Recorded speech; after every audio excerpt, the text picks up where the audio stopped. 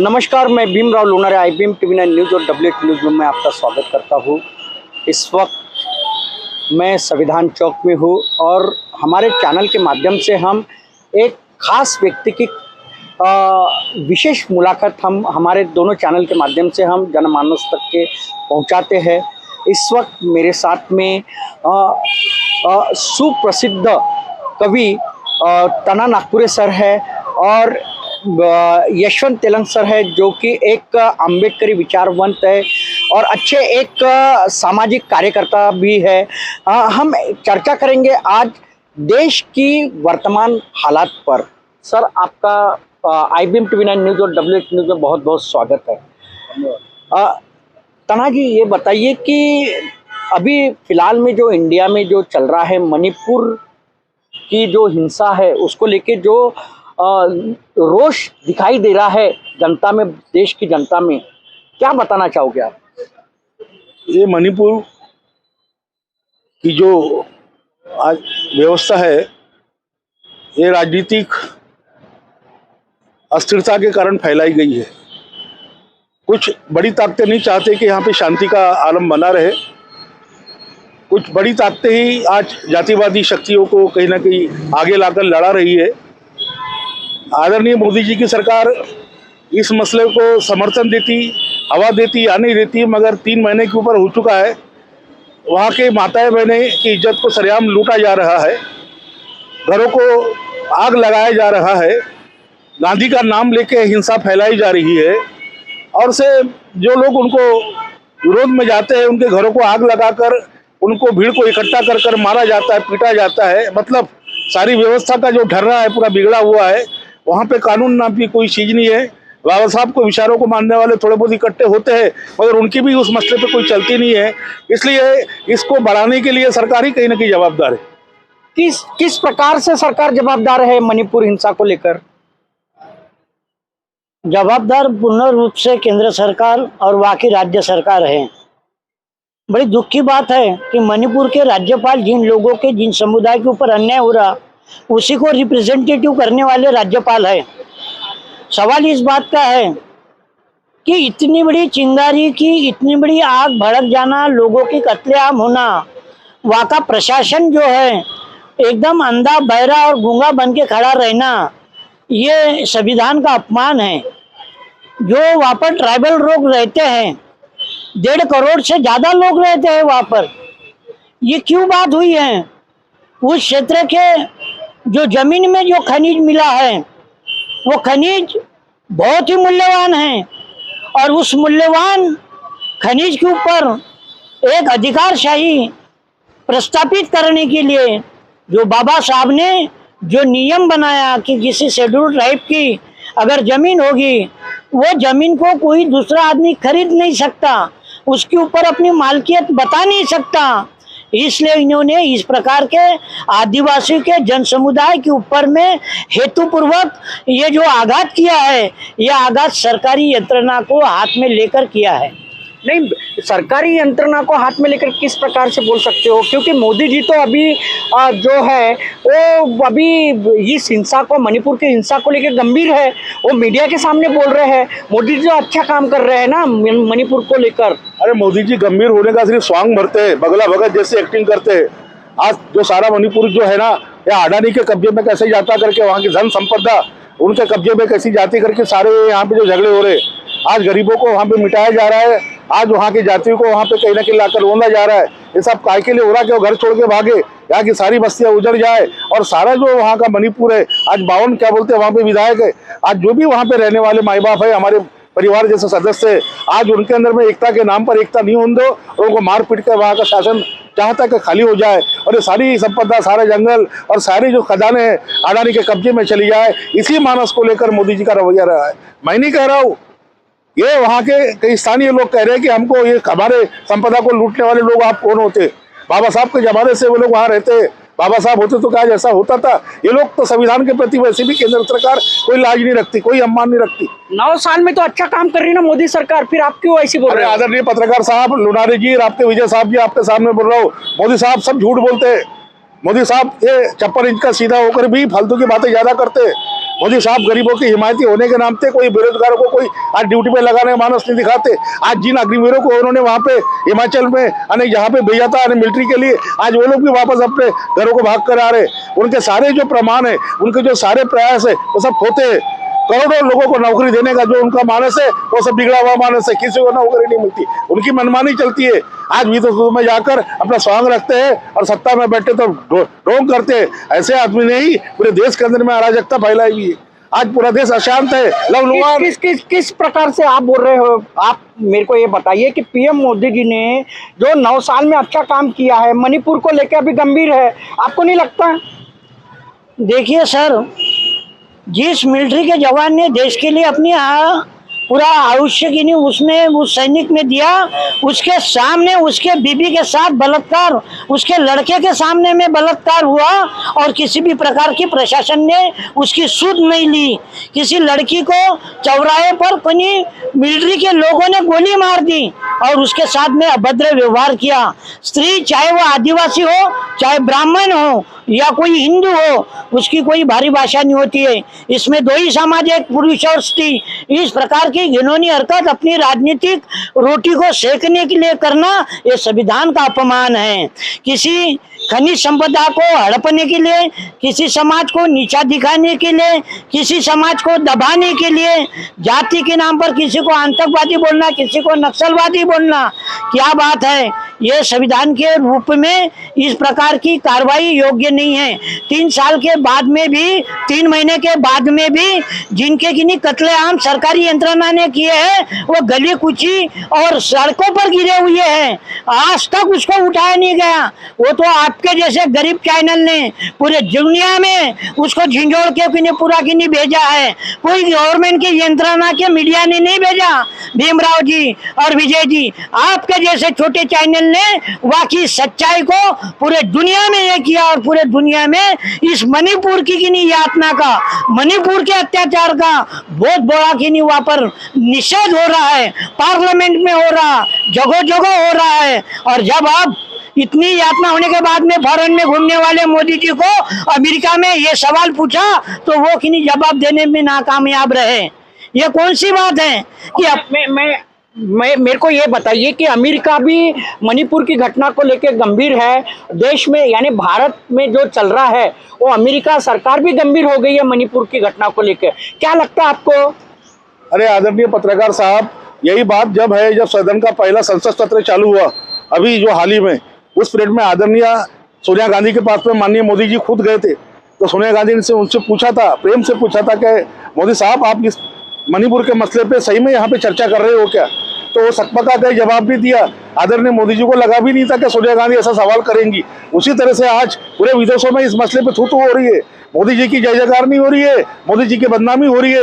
उसी कारण आज अमेरिका भी पूछ रहा है कि आपके यहाँ पे लोकतंत्र है क्या? आपके यहाँ पे मणिपुर के कोई निदान है क्या? आपके यहाँ पे माँ बहनों की इज्जत रखने का कोई साधन है क्या? आपके यहाँ पे घरों को आग लगाने वाले लोगों को पकड़ने का कोई यंत्र है क्या? अरे ये सारी चीजें वहां पे आ रही है। आज मोदी जी है ना, एक छूट दे के रखिए।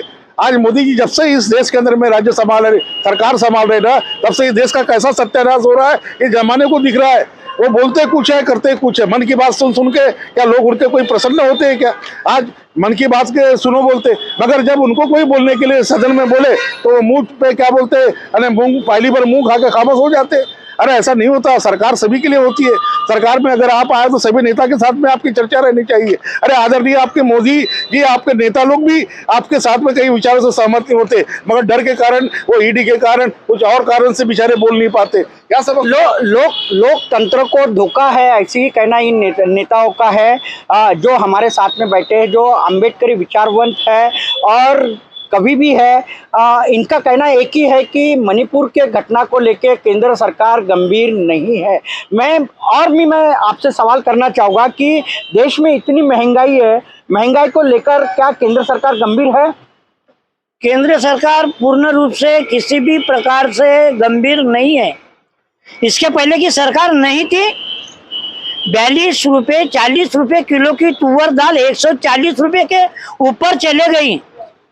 क्या 140 रुपये जो महंगाई आपने दुकान में गरीबों के लिए किए हैं, कि उसी लेवल का फायदा काश्तकारों को, किसानों को दे रहे हैं? क्या भाव से ले रहे हो तुअर की कि नहीं उनकी वो गुगली बोलते वो, और क्या भाव से दाल बेच रहे हैं?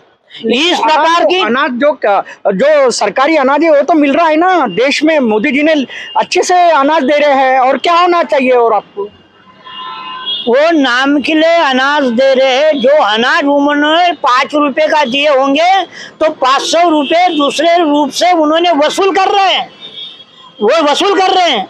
यानी वो जो 600 रुपए का मिलने वाला सिलेंडर अभी 1600 रुपए का हो गया, 1000 रुपए की बढ़ोतरी होगी। जो तेल का डिब्बा 900 रुपए का मिलने वाला है 2500 में मिल रहा है। लेकिन 9 साल में तो विकास का काम अच्छा किया है पीएम मोदी जी ने। विकास किसको कहेंगे? जो झुग्गी झोपड़ी का आदमी है वो उठ के आगे खड़ा होता है और बोलता है कि मैं रही जो वक्त की रोजी रोटी अच्छे से मिलके 2 वक्त का मैं खाना खा रहा और मेरे बच्चों को पढ़ा रहा हूँ और उसके स्वास्थ्य की देखभाल अच्छे रूप से कर रहा हूँ, तो सही रूप में इस देश का विकास है। ये सही रूप में विकास नहीं है। शिक्षा का तुम व्यापारीकरण कर रहे, पूरे की नहीं जिला परिषद और कारपोरेशन के स्कूल को आप किसी भी प्रकार का यानी सस्ते रूप में किफायती दर में नहीं दे रहे, उसका व्यापारीकरण कर रहे हैं। मैं मांग करता हूँ इस चैनल के मार्फत जितने भी कारपोरेशन की, जिला परिषद की, नगर परिषद की जितने भी स्कूल है उस सारे स्कूल को डेवलपमेंट करके वापस सीबीएसई का फैकल्टी शुरू कर दो और उन टीचरों को कि नहीं एक मार्गदर्शन शिविर दे दो 1 महीने का। देख लेते हैं कि इस रिक्शे चलाने वाले का लड़का और प्लेन चलाने वाले का लड़का भी उसमें आमने सामने में वो टॉस करके बड़ी रफ्तार से चलेगा। निश्चित। मैं ये बताइए कि 9 साल में अभी जो देश में अच्छे हालात हो गए हैं, देश के अच्छे हालात हो गए, रोजगार मिल गया बेरोजगारों को, महंगाई पे यानी रोक लगा है मोदी जी ने, ऐसी कहा जा रहा है, क्या लगता है आपको? अभी हमारे प्रवक्ता आदरणीय यशवंत जी ने कहा है कि सब झूठ है। आज उन्होंने सिलेंडर के बारे में कहा, पढ़ाई के अंदर में शिक्षा के क्षेत्र में कितनी बातें आज ऊपर उठ गई है। अरे जो आदरणीय जो जंतर मंतर के दिल्ली पे जहाँ पे वो स्मृति ईरानी जी एक सिलेंडर का रोना लेके पूरे कांग्रेस को कोसती थी, आज बिल्कुल कोसने का कोई मौका नहीं है। आज आप महंगाई करते हो, आज टमाटर के भाव क्या हो गए जानते हो आप? आज रसोइयों का, आज गृहिणियों के बाद बजट बिगड़ गया है। आज छोटे मोटे घरों के चूल्हे आज बिल्कुल ठंडे पड़े हुए हैं।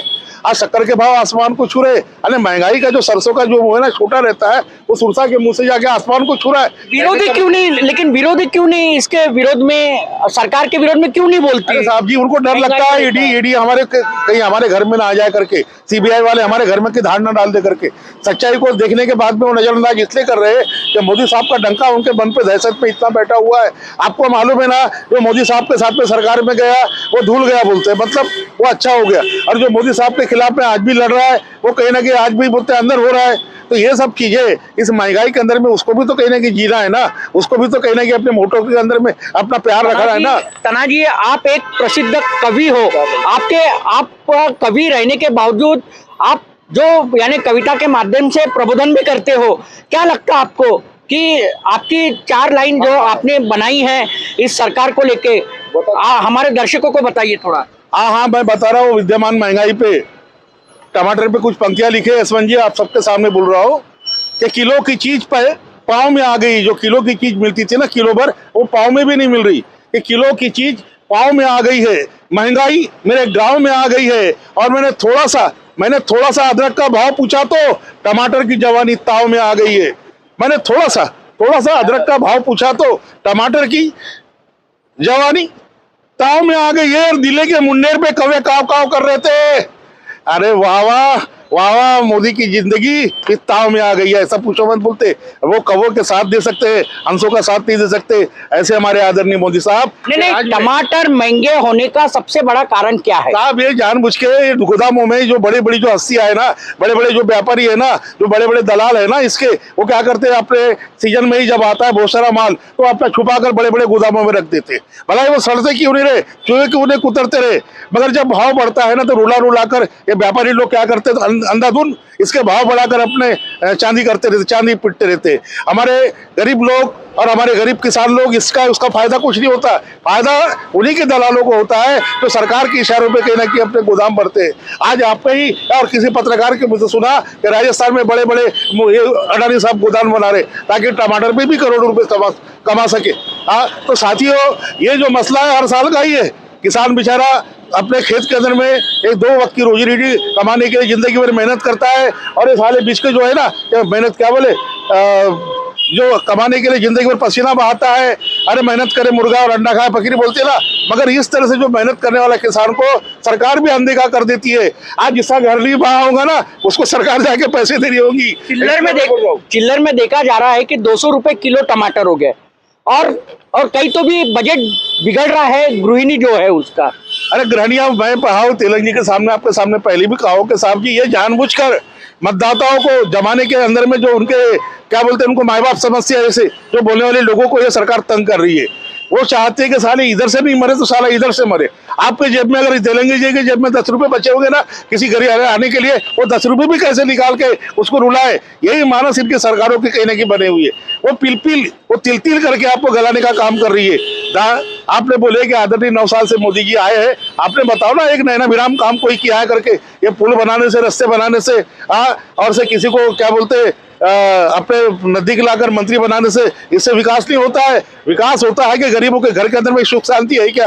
विकास है क्या उसका लड़का इंजीनियरिंग कॉलेज में पढ़ने की ताकत रखता है क्या? उसका गरीब की लड़की आज एयरपोर्ट पर जाकर प्लेन उड़ाने की धमक रखती है क्या? आज ट्रेन है, आज मेट्रो की चल रही, उसमें भी किसी गरीब घर के कहीं न पढ़ने वाली कन्या को कहीं ना कहीं रोजगार मिलता है क्या? ऐसे घरों में जब तक ये क्या बोलते हैं विकास के कहीं ना कहीं परतें नहीं जाएंगी, ये कोई भी आप जो विकास कहते हो सब होता है। ये गरीबों को लूटने वाला विकास है।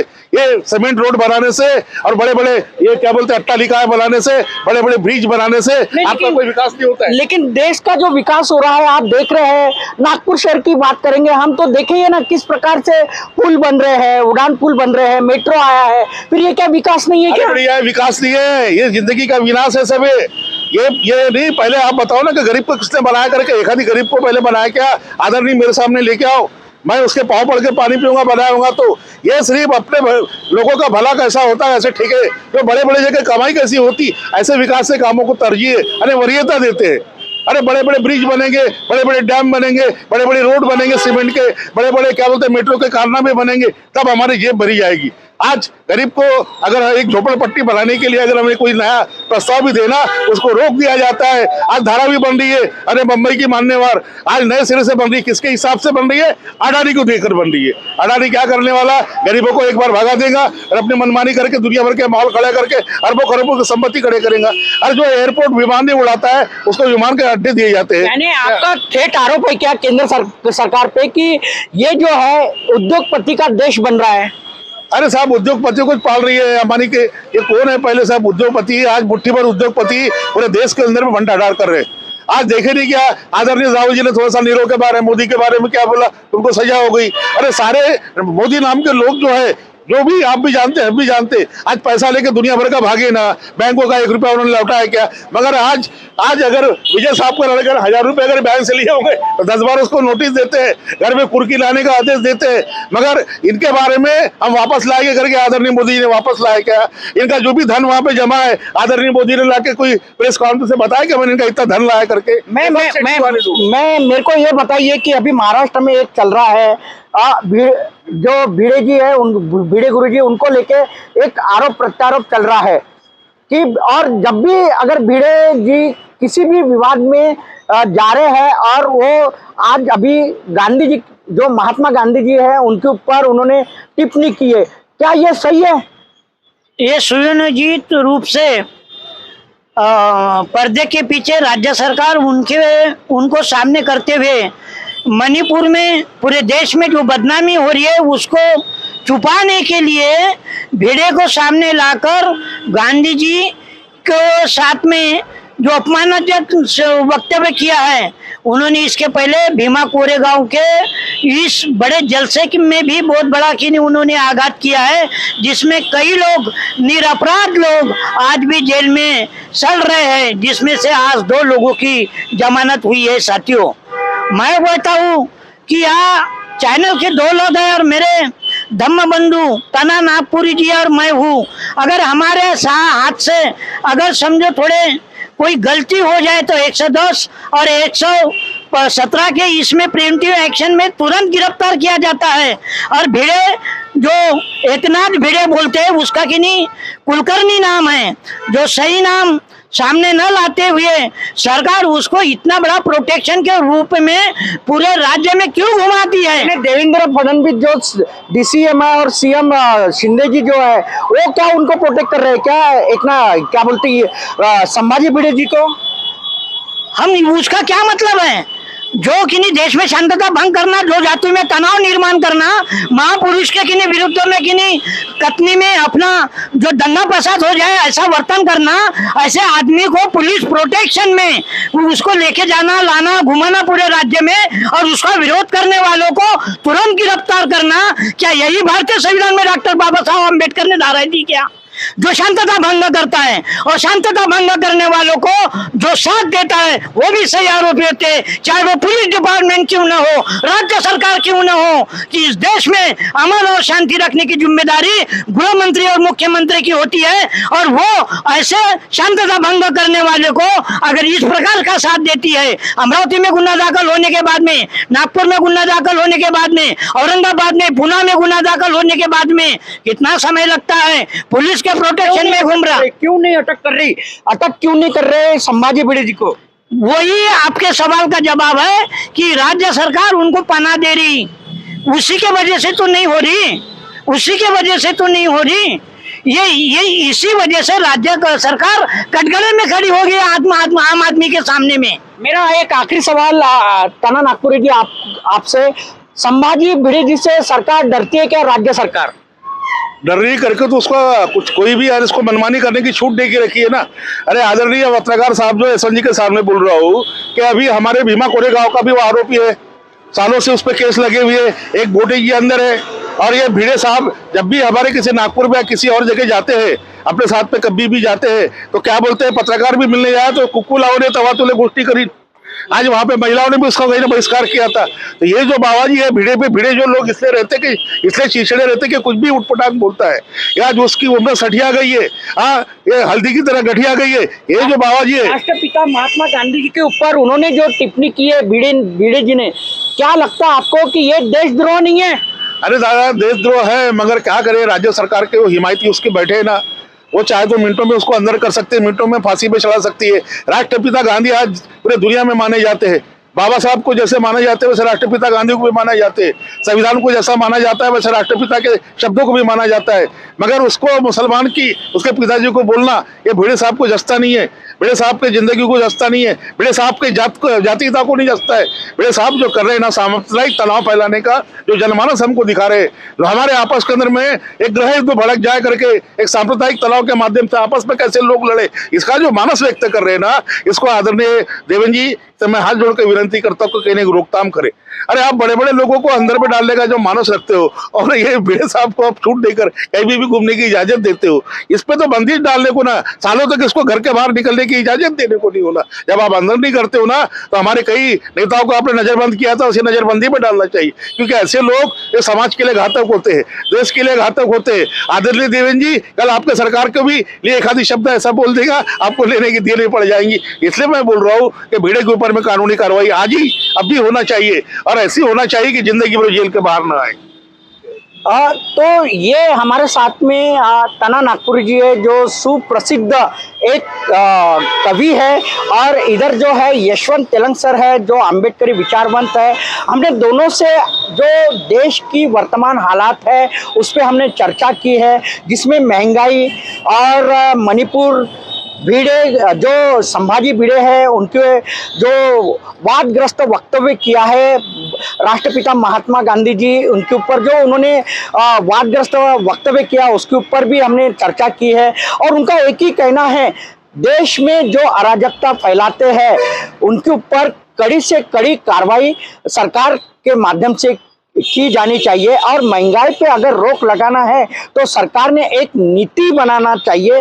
मणिपुर में जो हिंसा भड़की हुई है उस हिंसा क्यों भड़की है, दो जो समाज है, दो समाज में क्यों हिंसा भड़की है, इसका संशोधन लेके वहाँ के मणिपुर की हिंसा को शांत करना चाहिए। ऐसी ही कहना इन दोनों वक्ताओं का है। और देश में अमन शांति बरकरार रहे, महंगाई पे रोक रहे और भीड़े जैसी जो देश में अराजकता फैलाते हैं उन पे कड़ी से कड़ी कार्रवाई सरकार करे, ऐसी मांग आज इन दोनों जो विचारवंत है उन्होंने की है। तो आप देखते रहिए IBM TV9 news, WH news. हमारे चैनल को लाइक कीजिए, सब्सक्राइब कीजिए, आइकॉन बेल बटन दबाना ना भूले। धन्यवाद, नमस्कार।